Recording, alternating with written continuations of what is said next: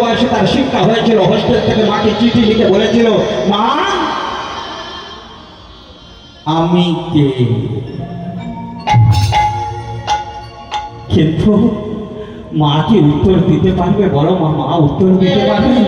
এই কথা আমি কে যদি বলে, তখন মা উত্তর কি দেবে? তুই আমার সন্তান।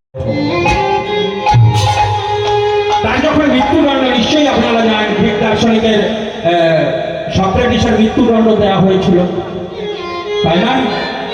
মৃত্যুদণ্ড দেওয়ার আগে তার একজন পরম ভক্ত তাকে প্রশ্ন করেছিলেন, গুরুদেব, আপনাকে যখন মারা যাবেন, আপনার দেহ যখন ওই ফাঁসিতে ঝুলিয়ে দেবে, তারপর আপনার দেহটাকে কিভাবে সৎকার করব?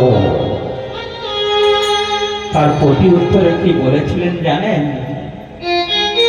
তার প্রতি উত্তরে বলেছিলেন, আমি যখন জীবিত ছিলাম, এখন আছি, যখন ছিলাম না, যখন মাতৃগর্ভে ছিলাম, তখনও আমি সক্রেটিস ছিলাম না, এখনো আমি সক্রেটিস নয়,